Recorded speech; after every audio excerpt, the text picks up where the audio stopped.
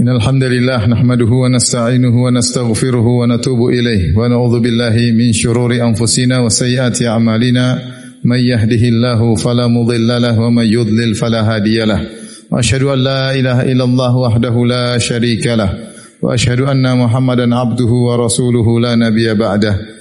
Ya ayyuhalladzina amanu taqullaha haqqa tuqatih wa la tamutunna illa wa antum muslimun. Fa inna asdaqal hadithi kitabullah wa khairal huda huda Muhammadin sallallahu alaihi wasallam wa syarrul umuri muhdatsatuha wa kullu muhdatsatin bid'ah wa kullu bid'atin dhalalah wa kullu dhalalatin finnar. Ma'asyiral muslimin, usikum wa nafsi bitaqwallah faqad fazal muttaqun. Di antara ibadah yang mulia adalah bertutur kata yang baik. Nabi SAW bersabda, wal kalimatu thayyibatu sadaqah. Sungguhnya kata-kata yang baik adalah sedekah.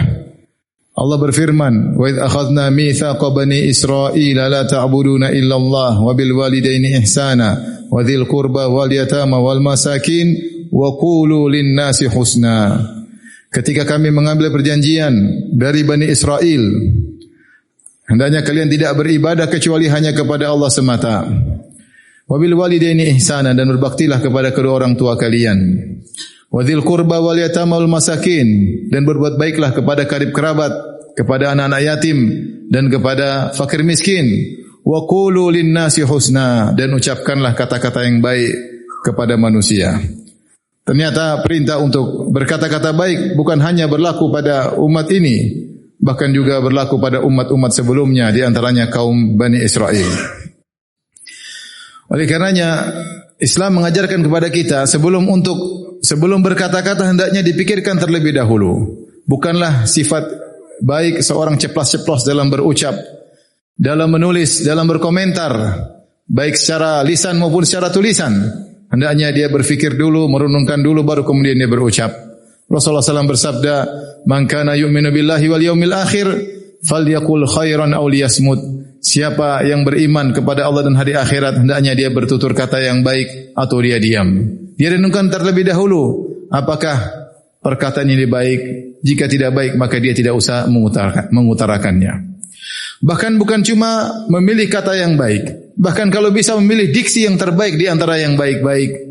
Allah Subhanahu wa taala berfirman, wa qul li ibadi yaqulu allati hiya ahsan inna syaitana yanzagu bainahum inna syaitana kana lil insani aduwwan mubina. Katakanlah kepada hamba-hambaku untuk mengucapkan allati hiya ahsan, yang terbaik. Jika ada 5 kata-kata yang semuanya baik, carilah diksi yang terbaik di antara kata-kata tersebut, sehingga seorang mendapatkan ganjaran lebih banyak, lebih baik di sisi Allah Subhanahu wa taala. Makanya Allah berkata, yaqulul lati hiya ahsan. Hendaknya mereka mengucapkan kata atau diksi yang terbaik. Kenapa? Inna syaitana yanzagu bainahum. Karena syaitan mengadu domba, menimbulkan permusuhan di antara mereka. Inna syaitana kana lil insani aduwwan mubina. Sungguhnya syaitan itu adalah musuh yang nyata. Oleh karena seorang ketika bertutur kata, ya, baik di medsos atau di WhatsApp atau di grup, pilih kata-kata yang baik. Dia mencari pahala dalam tutur katanya, dalam tulisannya. Karena syaitan mengadu domba. Sebagian bisa baper, sebagian mudah tersinggung. Begitulah sifat manusia, karena di antara mereka ada syaitan yang mengadu domba di antara mereka. Maka kita memutuskan rencana syaitan dengan memilih diksi kata-kata yang terbaik sebelum kita menuliskannya atau sebelum kita mengucapkannya. Oleh karenanya, mengucapkan kata-kata yang baik, bahkan diperintahkan tatkala kita bertutur kata dengan orang-orang yang mungkin memiliki potensi untuk buat kita marah. Ya. Seperti Allah Subhanahu wa taala berfirman tentang sifat-sifat ibadur rahman. Kata Allah Subhanahu wa taala, "Wa ibadur rahmanil ladzina yamshuna 'alal ardi hauna wa idza khatabahumul jahiluna qalu salama." Dan hamba-hamba Ar-Rahman, yaitu para penghuni surga, bagaimana sifat mereka? Alladzina yamshuna 'alal ardi hauna. Kalau mereka berjalan di atas muka bumi, maka mereka berjalan dengan tawadhu. Wa idza khatabahumul jahiluna qalu salama. Kalau ada orang-orang jahil, orang-orang bodoh, pengganggu yang berbicara dengan mereka dengan kata-kata yang kasar, mengusik, menghina dan yang lainnya, apakah mereka balas? Tidak, kata Allah, qalu salama. Mereka berkata keselamatan, yaitu mereka milih kata-kata yang tidak menyakiti orang-orang tersebut, dan tidak menyibukkan diri untuk ikut-ikutan membalas perkataan mereka, maka mereka mengucap kata-kata yang baik, kemudian mereka meninggalkan orang-orang tersebut. Lihatlah, ketika ada potensi orang-orang ingin mengucapkan kata-kata buruk kepada ibadur Rahman, mereka tidak menggubris, tapi mereka jawab dengan kata-kata yang baik. Demikian juga bahkan jika ada orang yang minta-minta, terkadang orang yang minta-minta, ya, mungkin menimbulkan kejengkelan, potensi ada membuat seorang yang diminta jengkel. Makanya Allah berfirman, wa ammas sa'ila fala tanhar. Ada orang yang minta-minta, jangan kau bentak. Mungkin dia minta, ngulang lagi minta, enggak usah bentak. Enggak usah bentak. Demikian juga kalau orang minta-minta, maka jangan dikasih tapi dengan kata-kata yang menyakitkan. Kata Allah Subhanahu wa taala, ya ayyuhalladzina amanu la tubtilu shadaqatikum bil manni wal adza. Wahai orang yang beriman, jangan kalian batalkan sedekah kalian dengan mengungkit-ungkit wal adza dan menyakiti. Ada orang kasih tapi jengkel, sudah pergi. Dasar rendahan, dasar hina, dikasih tapi dengan kata-kata yang menyakitkan. Lebih baik tidak usah kasih tetapi dengan kata-kata yang baik. Allah berfirman, qaulun ma'rufun wa maghfiratun khairum min shadaqati yatba'uha adza. Kata-kata yang baik, minta maaf tidak bisa kasih, itu lebih baik daripada kasih sedekah namun kata-kata yang kasar. Demikian juga di antara mungkin potensi yang buat seorang berkata-kata kasar ketika berdakwah. Berdakwah ada orang yang ngeyel, ya. Allah berfirman, ud'u ila sabili rabbika bil hikmati wal mau'izatil hasanati wajadilhum billati hiya ahsan. Berdakwahlah dengan cara hikmah yang bijak, wal mau'izatil hasanah, dengan wejangan yang baik. Kemudian kata Allah apa? Kalau mereka ngeyel, tingkatan sulit untuk didakwahi, wajadilhum billati hiya ahsan. Debatlah mereka dengan cara yang terbaik, bukan dengan kata-kata kasar, bukan dengan maki-maki, bukan dengan beri gelaran-gelaran, bijadilhum billati hiya ahsan. Sehingga seorang tetap menjaga tutur katanya meskipun ada potensi untuk membalas dengan keburukan kalau dia ingin mencari pahala di sisi Allah Subhanahu wa taala. Bahkan ketika mendakwahi non-muslim, Allah Subhanahu wa taala berfirman, "Wala tujadilu ahlal kitab illa billati hiya ahsan illa alladziina zalamu minhum." Janganlah kalian mendebat ahlul kitab, yaitu Yahudi dan Nasrani, illa billati hiya ahsan, kecuali dengan cara yang terbaik. Bahkan dengan non-muslim agar mereka dapat hidayah, agar mereka simpati dengan Islam yang indah ini, maka bertutur kata yang baik. Debat dengan cara yang sopan dengan baik sebagaimana perintah Allah Subhanahu wa taala. Bukankah Nabi Musa dan Nabi Harun ketika Allah utus mereka kepada Fir'aun, manusia terburuk yang pernah ada di jagat raya. Fir'aun yang mengaku sebagai Tuhan, yang sombong, yang kejam, semua keburukan terkumpul kepadanya. Apa kata Allah Subhanahu wa taala? Idhaba ila fir'auna innahu tagha faqula lahu qawlan layyinan la'allahu yatadhakkaru aw yakhsha. Pergilah kalian berdua wahai Musa dan Harun kepada Fir'aun, sungguhnya dia telah melampaui batas. Lalu ucapkanlah kalian berdua kepadanya qaulan layyina, kata-kata yang lembut, siapa tahu dia ingat dan siapa tahu dia takut kepada Allah Subhanahu wa taala. Dalam ayat yang lain kata Allah Subhanahu wa taala, idhhab ila fir'auna innahu tagha faqul hal laka ila an tazakka wa ahdiyaka ila rabbika fatakhsha. Kata Allah, katakanlah kepada Fir'aun, hal laka ila an tazakka. Wahai Musa, ucapkanlah, wahai Fir'aun, maukah hal laka ila an tazakka, maukah engkau mensucikan dirimu? Maukah kau ingin menjadi orang yang saleh? Ya. Wa ahdiyaka ila rabbika fatakhsha. Kalau kau mau, saya siap membimbingmu menuju Rabbmu. Ya.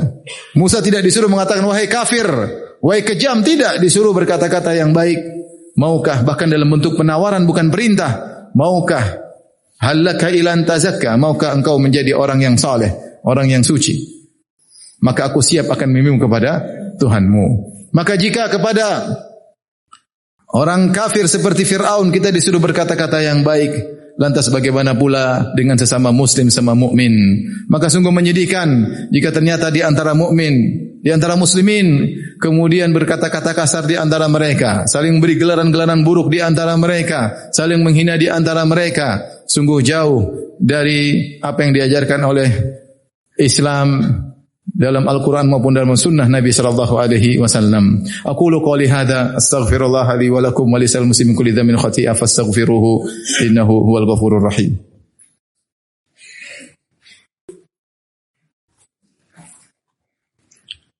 Alhamdulillah ala ihsanih wa syukru lahu ala taufiqihi wa amtinanih wa asyhadu an la ilaha illallah wahdahu la syarika lahu ta'ziman li sya'nih wa asyhadu anna Muhammadan abduhu wa rasuluhu adda ila ridwanih. Allahumma salli alaihi wa ala alihi wa ashabihi wa ikhwani. Ma'asyiral muslimin, di antara orang yang paling berhak untuk kita bertutur kata yang indah kepadanya adalah orang terdekat kita yang punya jasa dengan kita. Seperti pasangan kita. Seorang laki berusaha mencari pahala dengan bermanis-manis kata terhadap pasangannya. Seorang berusaha mencari pahala dengan bertutur kata yang baik terhadap anaknya. Ya. Latih diri, ya. Latih diri. Bahkan dalam Islam dibolehkan untuk berdusta antara suami istri dalam rangka untuk menumbuhkan cinta kasih di antara mereka. Rasulullah SAW bersabda, la yahilul kadhib illa fi thalath. Tidak halal dusta kecuali 3 perkara. Yang pertama dalam peperangan, yang kedua adalah untuk mendamaikan 2 orang yang bersengketa. Di antaranya adalah hadisul rajul ila imra'atihi wa hadisul mar'ah ila zawjiha. Atau kama qala Nabi sallallahu alaihi wasallam. Itu perkataan pembicaraan seorang suami kepada istrinya dan pembicaraan seorang istri kepada suaminya. Itu mereka bertutur kata yang manis. Terkadang mereka memuji satu dengan yang lain meskipun tidak tulus dalam hati, tetapi dalam rangka menumbuhkan cinta kasih. Maka seorang berusaha mencari pahala dengan bertutur kata yang baik dengan orang-orang di dekatnya. Istrinya, atau suaminya, atau anaknya, atau pekerjanya, tetangganya, mencari pahala. Dan di antara orang yang paling utama untuk kita bertutur kata yang baik adalah orang yang paling punya jasa besar dalam hidup ini adalah kedua orang tua kita. Allah Subhanahu wa taala berfirman, "Wa qadara rabbuka alla ta'budu illa iyyahu wa bil walidaini ihsana. Imma yablughanna 'indakal kibara ahaduhuma aw kilahuma fala taqul lahumu uffin wa la tanharhuma wa qul lahumu qawlan karima." Kata Allah Subhanahu wa taala, Allah telah menetapkan, memerintahkan, Allah ta'budu illa iyyah. Janganlah kalian beribadah kecuali hanya kepada Allah semata. Wa bil walidaini ihsana, dan Allah perintahkan untuk berbaktilah kepada kedua orang tua dengan sebakti-baktinya. Berbakti kepada orang tua setiap saat adalah pahala yang besar. Bahkan ketika ada seorang sahabat yang ingin meminta izin untuk berjihad fi sabilillah, maka Rasulullah bertanya, ahayyatun walidatuk, apakah ibu masih hidup? Kata dia masih. Kata Nabi SAW, ilzam rijlaiha fathammal jannah. Lazimilah kedua kaki ibumu, sungguhnya disitulah surga. Ini menunjukkan bahwasanya berbakti kepada kedua orang tua lebih afdal daripada jihad fi sabilillah jika bukan fardu ain. Maka kita bisa bayangkan bagaimana besarnya pahala berbakti kepada kedua orang tua. Secara umum berbakti kepada kedua orang tua setiap saat adalah ibadah yang besar, pahalanya besar. Terlebih lagi ketika di masa jompo, maka Allah khususkan perintah untuk berbakti kepada kedua orang tua ketika jompo. Imma yablughanna 'indakal kibara ahaduhuma aw kilahuma.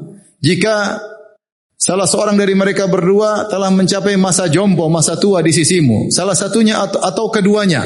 Ini kita tahu nama orang tua kalau sudah mencapai masa jompo, terkadang baperlah, perasalah, cepat tersinggung, banyak keinginan, suka marah-marah, lupa. Terkadang sifatnya seperti anak-anak. Jadi alami orang-orang yang sudah usia yang sangat tua. Punya keinginan kalau tidak dipenuhi maka marah-marah, ya. Maka di situ butuh perhatian lebih ekstra. Terkadang mereka pun tidak mampu mengurus diri mereka sendiri. Harus ada yang menemani ke belakang dan yang lainnya. Di saat itulah pahala di puncak-puncak besarnya pahala. Maka Allah mengatakan, fala taqul lahuma uffin. Kalau mereka sudah tua jangan sekali-sekali bilang uff. Uff kalau bahasa Indonesia mungkin kita artikan dengan ah. Apa itu uff dalam bahasa Arab adalah adna kalimatin litadhajjur, yaitu kalimat yang paling ringan yang menunjukkan kejengkelan. Ah. Itu tidak boleh seorang menunjukkan kejengkelan sedikit pun kepada kedua orang tuanya. Baik perkataan maupun pandangan sinis maupun perbuatan, tidak boleh. Hati-hati. Fala taqul lahuma uffin. Jangan bilang ah. Mama nih gini, ayah gini. Ucapkan kata-kata yang buat kedua orang tua tahu kita sedang tersinggung, kita sedang marah, ini tidak boleh dalam syariat. Fala taqul lahuma uffin. Sampai sebagian ahli tafsir mengatakan seandainya ada kata yang lebih ringan daripada uff akan disebutkan oleh Allah Subhanahu wa taala. Namun inilah kalimat paling ringan yang menunjukkan kejengkelan, itu pun dilarang. Wala tanharhuma, apalagi membentak mereka. wa qul lahuma qawlan karima. Tapi ucapkanlah kepada keduanya kata-kata yang mulia. Kalau kita berbicara dengan teman, kita pandai memilah-milih kata yang indah. Kalau kita berbicara dengan guru, kita berusaha milih kata-kata yang indah. Bahkan kalau kita berbicara dengan pejabat, mungkin kita mikir untuk bisa nulis yang baik di hadapan pejabat. Kepada orang tua lebih utama. Lebih utama untuk kita memilah-milih kata ketika berbicara dengan mereka. Kalau orang tua bersalah, marahin kita, ngomelin kita, maka jangan angkat suara sama sekali. Tetap menjelaskan dengan tenang. Bukan demikian bu, bukan demikian ayah. Tidak begitu ceritanya. Tidak boleh kemudian marah, angkat suara, membentak. Dan ini Allah sebutkan ketika orang tua sudah jompo yang mereka mungkin kurang paham, dijelaskan berulang tidak paham. Tapi justru disuruh agar kita hati-hati. Jangan sampai mengatakan, ingat ini adalah perintah Rabbul Alamin. Di balik kesabaran tersebut, di balik kita memilih kata-kata yang indah, akan ada pahala yang Allah siapkan, pahala yang sangat besar. Semoga Allah menjadikan kita semua menjadi hamba-hamba yang berbakti kepada kedua orang tua. Inna Allaha malaikatahu yusalluna 'alan nabi ya ayyuhalladzina amanu sallu 'alaihi wa sallimu taslima.